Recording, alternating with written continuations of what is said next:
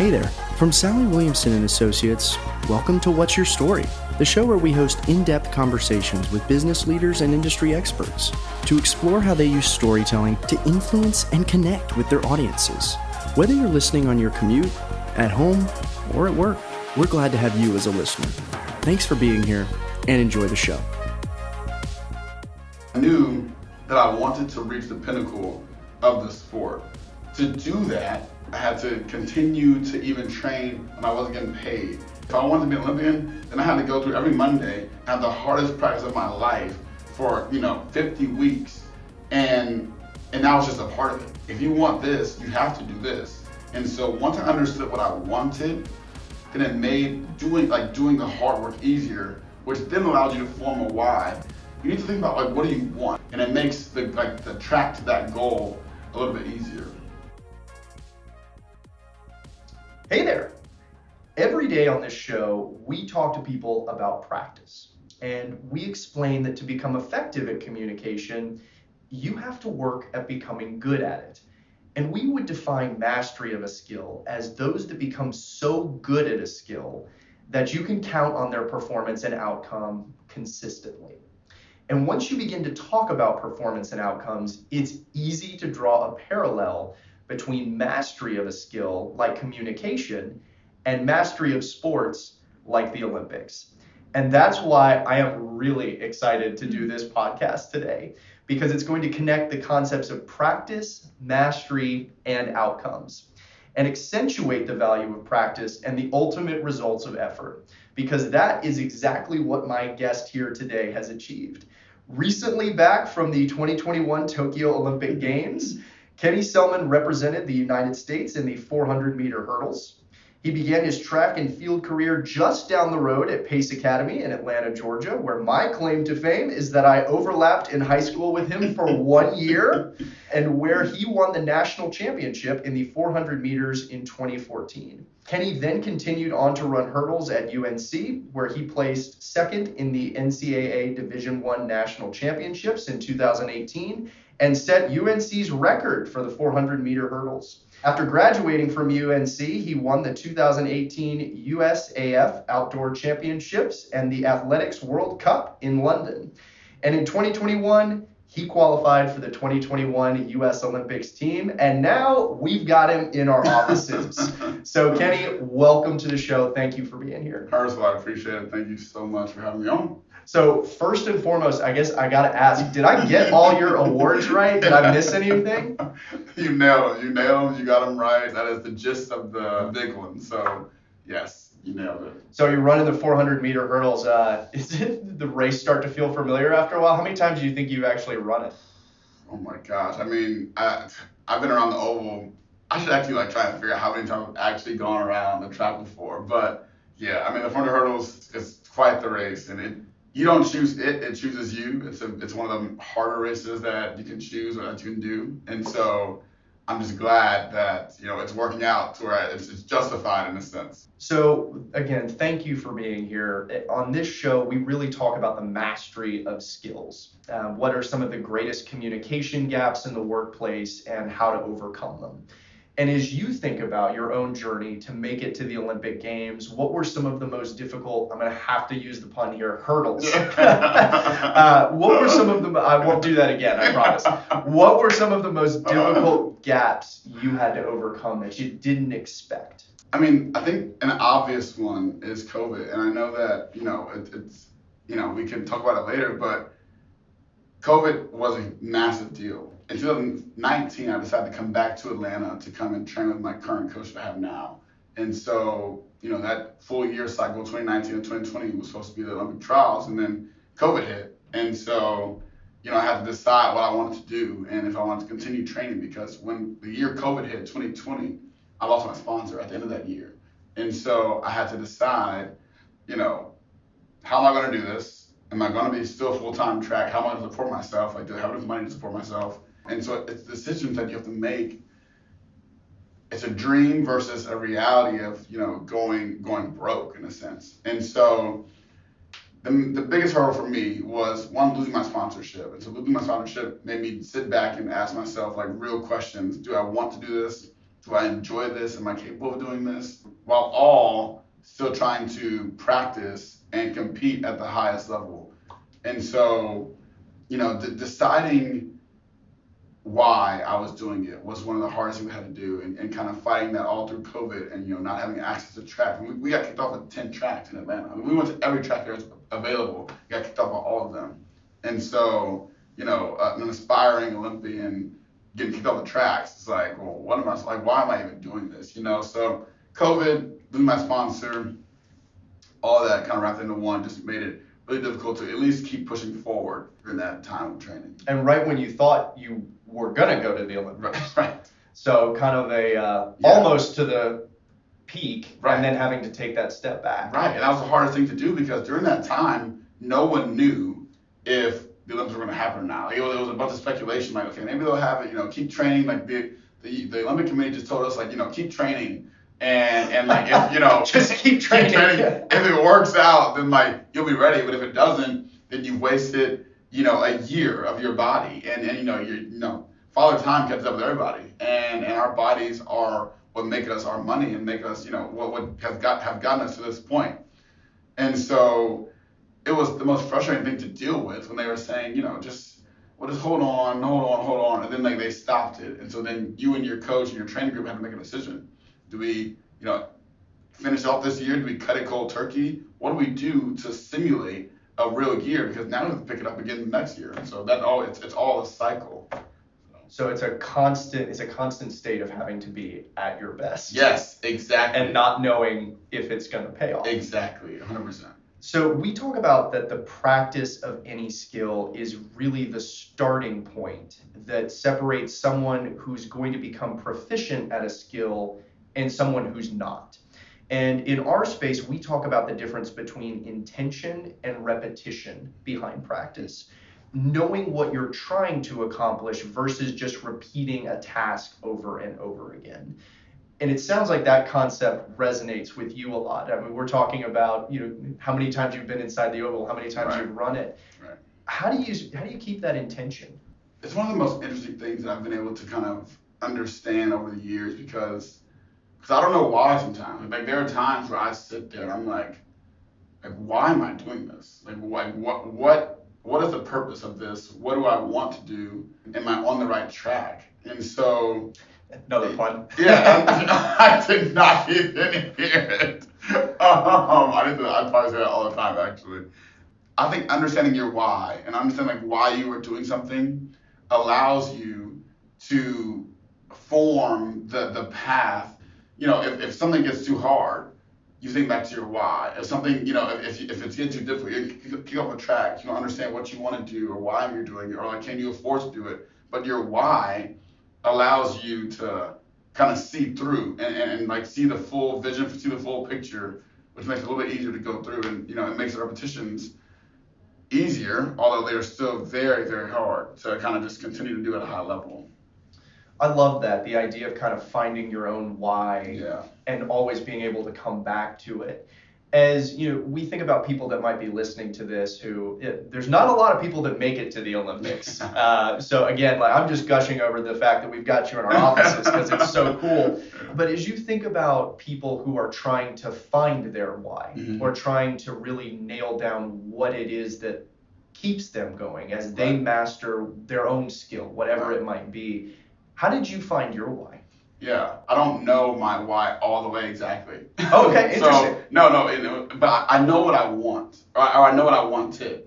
And, for someone who may not understand exactly what it takes to be an Olympian, but understands what it takes to, have a successful business, or something like, or hard work, just like see something from, the start to the exit, like, it's what do you want?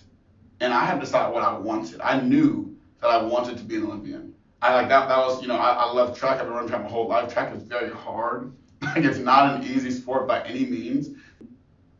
That I wanted to reach the pinnacle of the sport. And so to do that, I had to go through everything. I had to go through, getting kicked off a track. I had to go through, college, high school, AAU. I had to continue to even train when I wasn't getting paid. There were things that were like thrown at me, but I knew that this is all part of it. So if I wanted this, I had to go through that. If I wanted to be an Olympian, then I had to go through every Monday, have the hardest practice of my life for 50 weeks, and that was just a part of it. So it wasn't like this is oh, this day is just gonna happen because we have to do it like this. Like, no, if you want this, you have to do this. And so once I understood what I wanted, then it made doing the hard work easier, which then allowed you to form a why. But I think you need to think about like, what do you want, or at least have some kind of like idea of what you want, and it makes the track to that goal a little bit easier. So I don't think any of our listeners would be surprised by the fact that being an Olympic athlete takes dedication. I mean, I think so far we've heard all the different, and I'm not going to say the word hurdle again, overcomes that you really had to do just to get yourself race day ready. Yeah. But I assume that you don't just reach a point, even at your level, where you feel like you can just wing it today. Right. So can you talk a little bit about that and how, like, what is it like to consistently keep practicing, even when our listeners, and I would certainly say, you've mastered the sport. Right. How do you keep going? Yeah.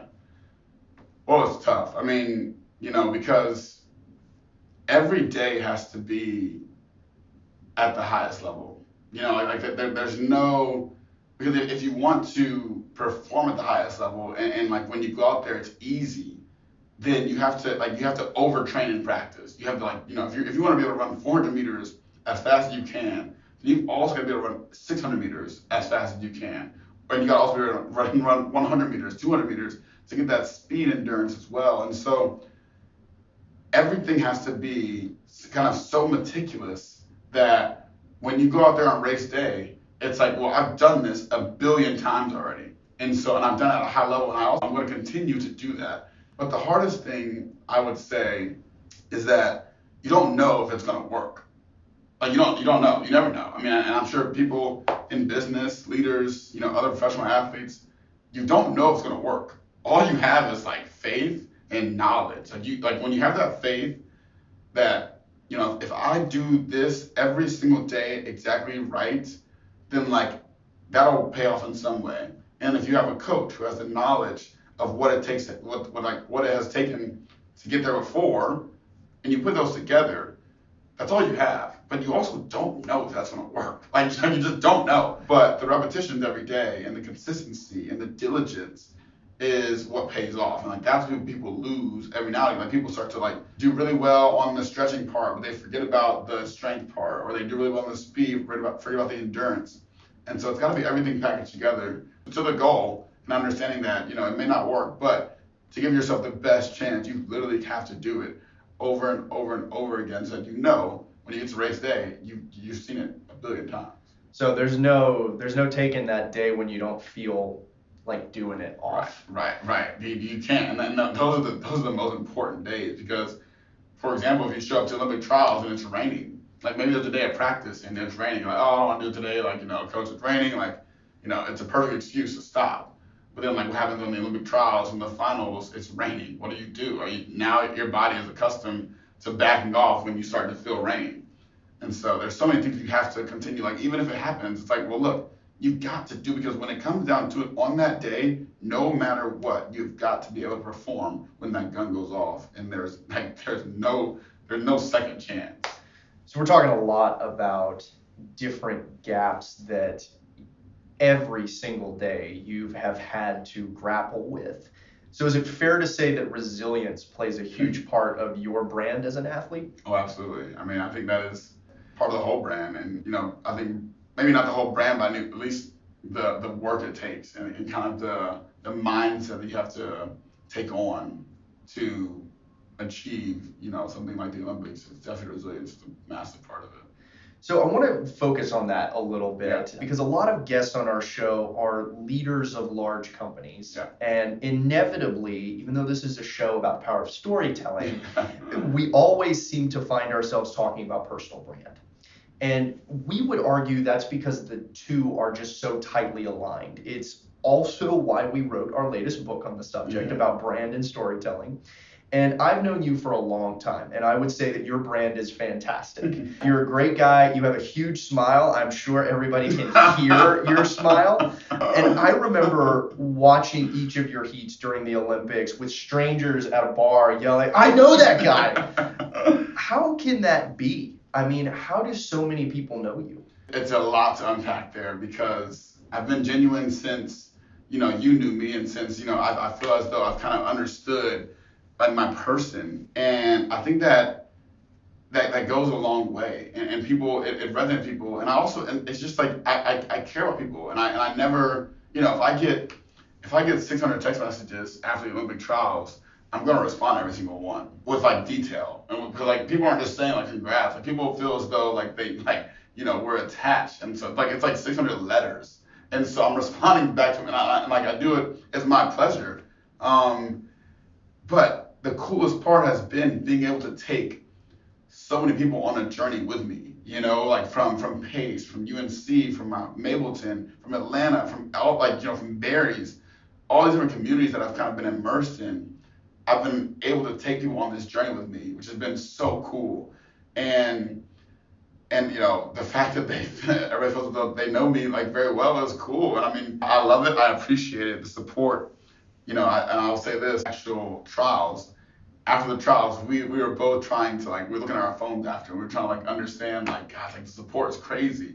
And he won, run a crazy time, and he not that this is a measure of support, but he was like, my phone is going nuts. I've got 200 messages. And I was like, oh wow, yeah. And I looked at my phone, I had 750 messages. And I didn't even tell him because I was like, yeah, say, I don't know. But the point is just that, my support system that I had during this entire ride was the best. It was the best. Well, what's been really cool for me just is not only seeing your success through the lens of somebody who I used to be bigger than you. It hasn't happened in a while, but I did used to be. You're still pretty tall. But what was really cool was to be able to see your name become a household name. And the thing about the Olympics that I'm very curious to get your perspective on is, it happens all across the world. Right. So, and while I would argue that you have the best story of any of the Olympians that are there, you're competing with dozens of skilled people in your specific heat alone, and they've all got pretty big personalities. Yeah. And that's another concept that people in corporate America can really relate to, of everybody is competing hard with a brand and the personality next to them. So how do you even begin to stand out in a room or in a track of such incredibly like-minded, talented people? I think it goes back to what I mentioned earlier, because at the end of the day, we are all people. We are all people who have been blessed with, an athletic ability that is, higher than some level. And so, but with that ability, we've obviously had to hone that in and make sure that we are, at the best, make sure that we are the best at what we're doing. But we've been given a gift. At the end of the day, we're also all just people. And so when it comes down to it, you're putting when you're in the cafeteria, you're in the lounge, you're all hanging out, you've got to be a person first. And so that extends throughout, it extends beyond the competition. Because when you're in the group, when you're on the team, people, the same way people feel as though they know me, at home, the same extension is there. And so that brand also extends to the media. People can see it, people can feel that. And now when you're standing out, it's not about standing out. It's about who is the person? Who is the person? What is the story behind that person? And is there a story to tell? And so just being genuine and giving love, spreading love and just energy has been how I've been able to stand out. And it's done well, just a matter of the attention that I've gotten from it, which is honestly not on purpose. It's just kind of being myself. I love that. And I mean, you talk about being genuine, it just sort of happened. Yeah. I mean, you are a very genuine person. So I'm curious, just because, I watched them on screen, but you know a lot of these guys. Yeah. You've been with a lot of these guys for a long time. Yeah. Of any of your fellow competitors, is there a brand that really stands out to you? The thing about the brand, or about a brand, it is so closely tied to success. Whether you acknowledge it or not, without success, your brand may not be a thing at all. Being genuine, running fast, performing well is all great, but you have to also do well. You have to run well, you have to perform, you have to meet expectations. And so someone that I think about is Allison Felix, who I've met. I know her. She's very, very cool, like just a sweetheart. And she's the most decorated track athlete. She but she has to continue to compete, and she has to continue to win, and she has to continue to get medals. Like for her brand to work, for her to get these sponsorships, for her to get like this attention, she's gonna people want to see her do well. So like the hype is there. Everybody's gonna be like, oh, I want to watch Allison. That's like they don't know any other names. Like I want to watch Allison, but for her brand to work, she has to compete, and she has to compete well. And so the coolest part about her was just like that she did it. She medaled again, medaled twice. Obviously, I know the work that it took to get there, but the fact that she has come back after having a kid and competing at the highest level, not missing a beat, I think it's just so impressive. And it speaks to her brand and speaks to why her brand works, because she wins. So it's really interesting to think about, how many professional athletes we have in the United States that people think, oh, well, I'm not going to pick on any particular team, but, NFL quarterbacks or, baseball players or, to some extent, probably more in Canada, but hockey players, they're making a lot of money. Yeah. And they may be some of the best players, not on the best teams, Right. but, we know who they are. Right. And, to your point of with the Olympics you've got to have some success if you really want to stand out in this crowded field. Oh, yeah. And I think, that's kind of a concept that a lot of our listeners can grab onto of, okay, well, I feel like I'm doing everything the right way, but I do also have to have that success. Yeah. We do a lot of career coaching, and we work with people on how to tell the story of their career journeys. Mm-hmm. It's something that I'm involved in. That's kind of my passionate niche of what we do here. Yeah. And we do it enough to notice that companies look for candidates who can show discipline and focus behind their experience. So like an Olympian, like a Navy SEAL, someone with proven discipline. Can you draw a parallel between the experiences that you've had to date and how that discipline is already translating into business? And it goes back to my kind of answer earlier, was just like, faith, knowledge, and delayed gratitude, honestly. Like those are, because every day you train, it's faith. It's what you cannot see. Because especially in this instance here, I trained for 2 years and not knowing if what I was doing every single day would even come to light. I didn't even know. I had no idea. I mean, I knew that I was training well. I knew I was training with good people, and they saw me training. But if I didn't make the team, was it worth it? So every day I had to have faith that it was going to work out. The knowledge, my coach, he knew what it would take. Like he has coached Olympians before. He's coached at the highest level before, so he knew what it would take.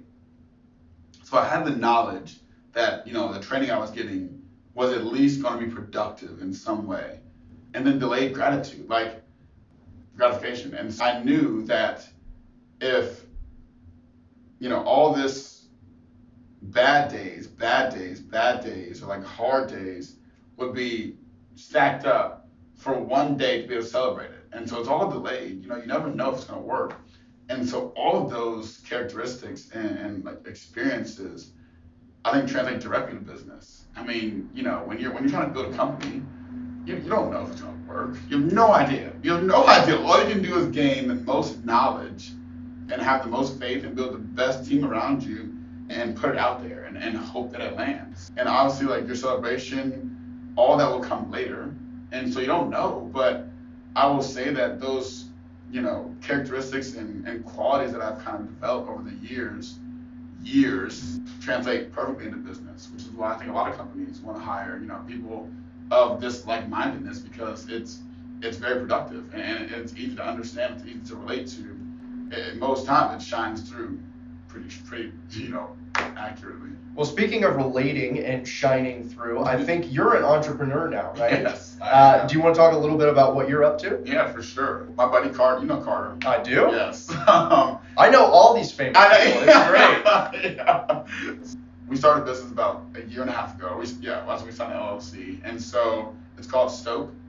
And S-T-O-K-E? S-T-O-K-E, yes. Available in the App Store and the Google Play Store. We're a social network that is centered around live event chat rooms. Our live events can be anything from sports to reality TV to news.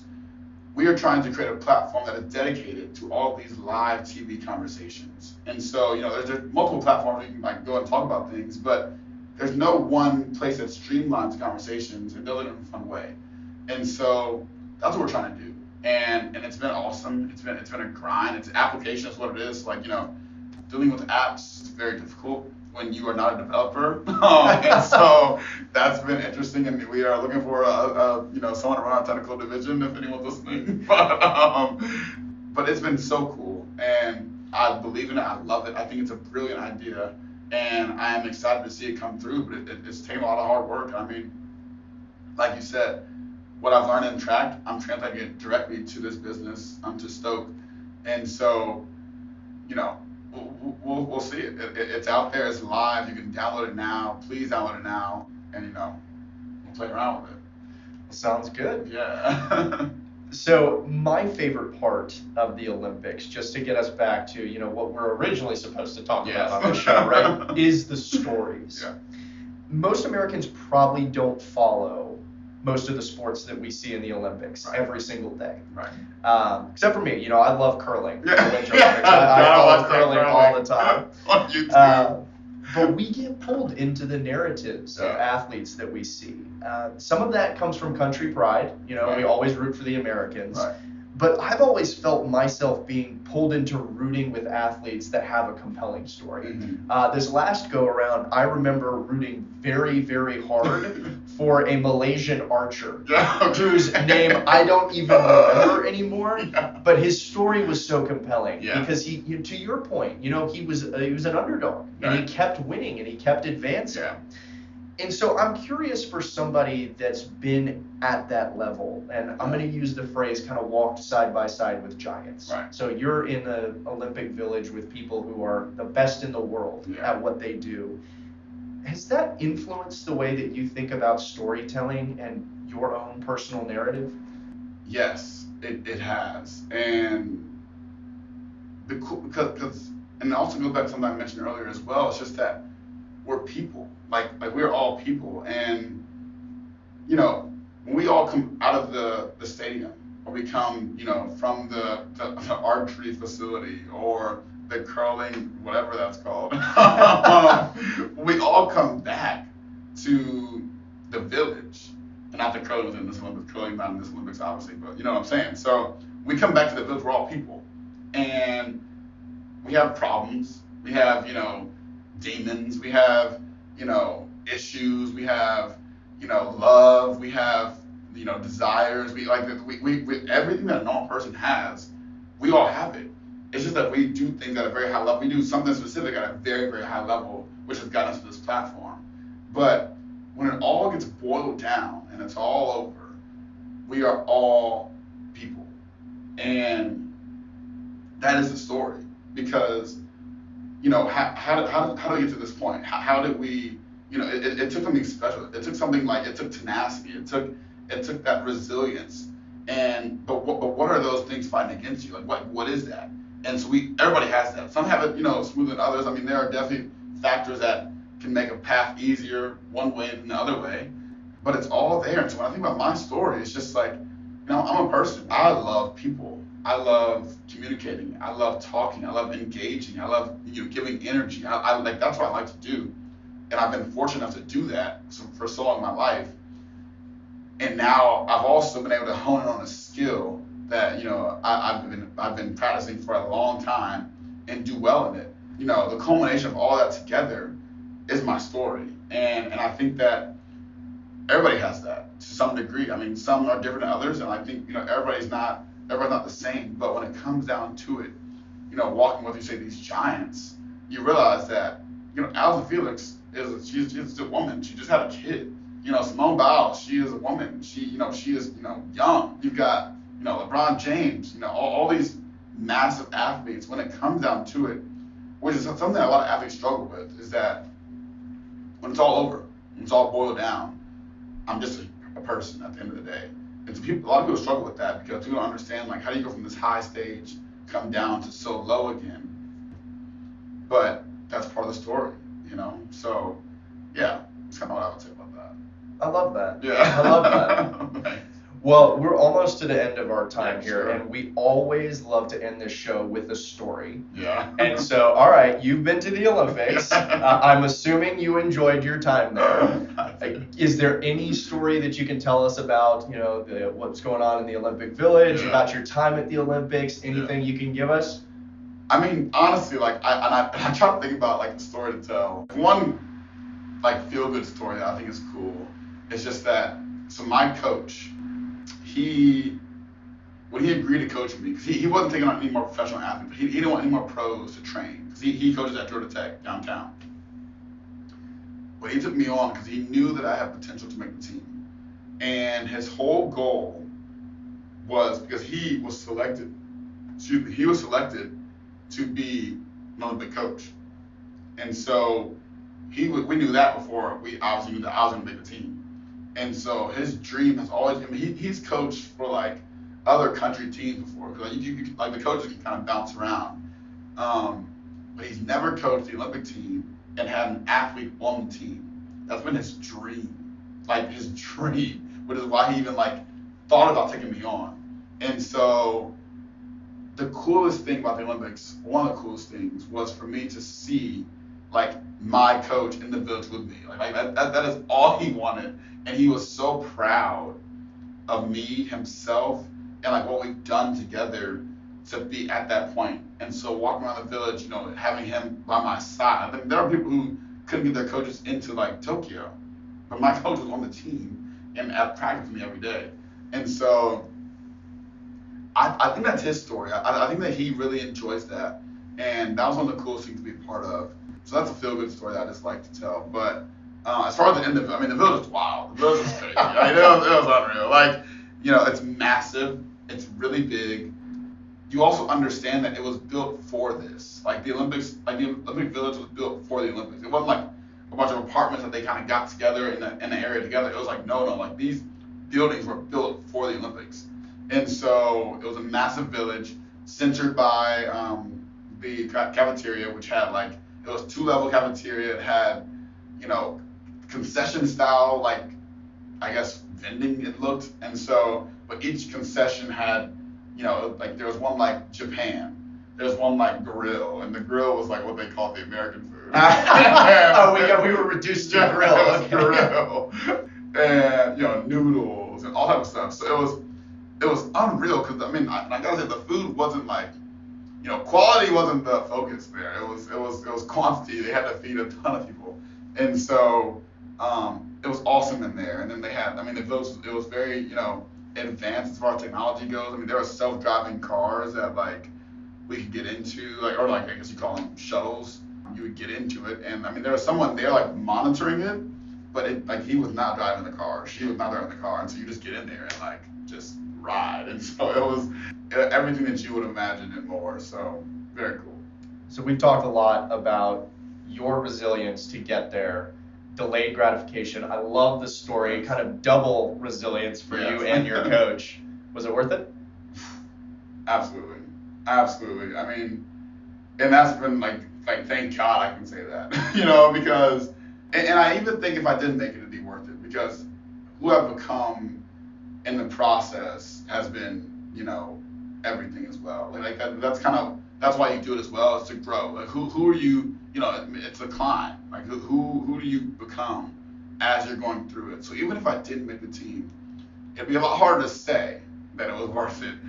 It was 100% worth it, and I'm so glad I can, have that title attached to my name, because trust me, it is what I've wanted for a long time. Well, Kenny, congratulations. Thank you for representing our country. Congratulations on your Olympic berth. And thank you so much for coming in today. It was a lot of fun to talk to you. Of course, I appreciate it. All right. We hope you enjoyed the show. If you heard something on today's episode that you'd like to learn more about, or if you'd like to get to know us a bit more, you can check out our website at www.sallywilliamson.com or send a message to us directly at connect@sallywilliamson.com. We hope you'll join us next time for another story.